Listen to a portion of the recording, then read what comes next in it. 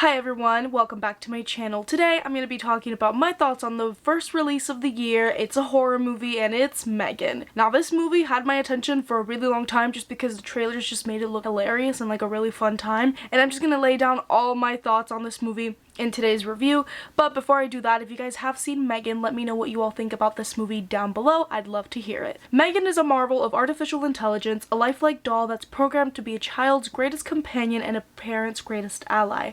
When Gemma becomes the unexpected caretaker of her 8-year-old niece, she decides to give the girl a M3GAN prototype, a decision that leads to unimaginable consequences. Now this movie, if you guys aren't aware, has been getting a lot of buzz on the internet because it's getting really high Rotten Tomato scores, really high critic opinions, and it's just been getting like a lot of attention.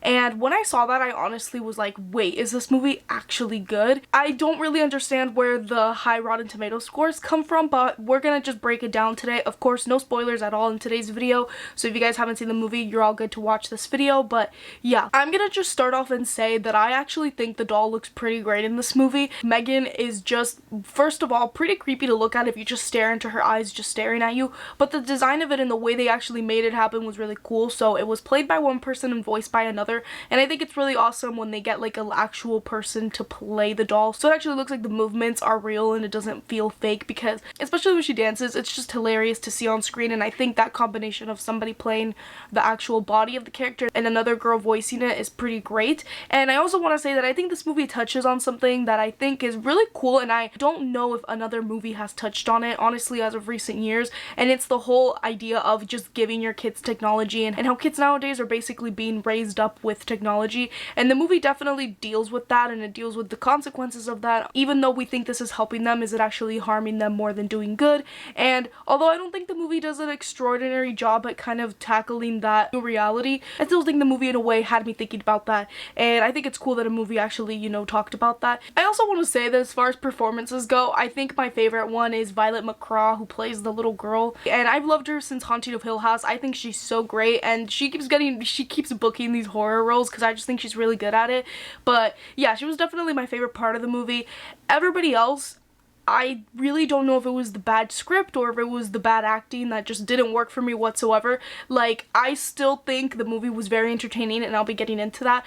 But in the acting department, there's a lot of lines where I just thought were very awkward. There's a lot of performances that I thought were very awkward. And the other lead in the movie, Allison Williams, which I mostly know her from Get Out, she's not necessarily bad in this movie. I just thought her character was so bland and boring, and like, she was just neutral to me. She didn't do a horrible job at all, but she also didn't do anything great. But also the material given might have not been great, so you know, not a good combination there. This movie is not really a horror movie. Like, it's marketed as a horror movie, but it's pretty funny. Like, I guess you could say a horror comedy, except there's not really any horror in here, because M3GAN, even though she kills people, like, most of the kills are off screen and are pretty tame because it is a PG-13 rating.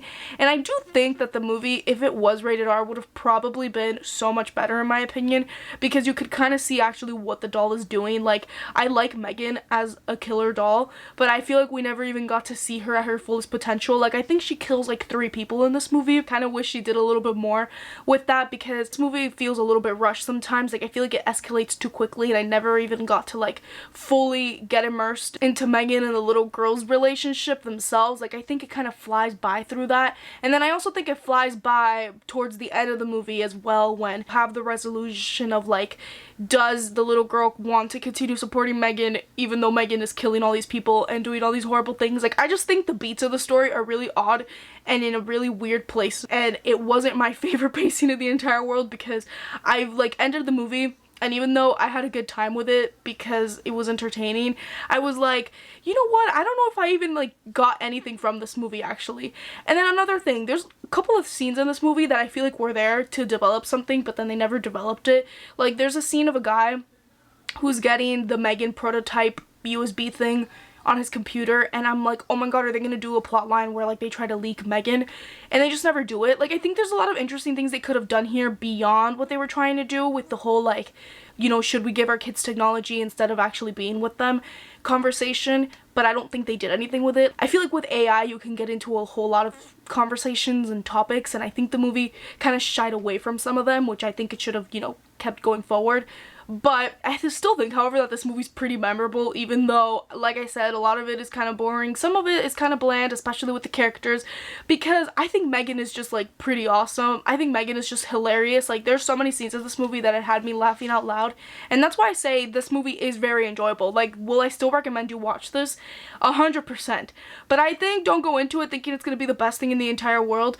And I'm still questioning why at some point the Rotten Tomato score was at 95%, because I actually like don't understand where they got the 95% from, because I think it's pretty badly written. But the movie's just a lot of fun. Like, there's so many scenes that you're just gonna be laughing, and I think this is one of those movies that benefits from watching it with friends. Like, I watched it with my friends at the movie theater, and we were just having the time of our lives. Like, it's just a really pretty ridiculous storyline, and M3GAN herself is pretty hilarious. I think it's really good at being bad, if that makes sense. That's my opinion on M3GAN. Thank you all so much for watching today's review. Let me know again if you have seen it, what you think about this movie down below. Honestly, the start of 2023 is pretty funny with M3GAN, and I'm excited for all the new releases we're getting this year. And if you're not subscribed to my channel, make sure to subscribe. I'll be doing reviews of most of the new releases, as well as other fun movie related videos here and there. And yeah, thank you all so much once again for watching, and I'll see you all in the next video. Bye everyone!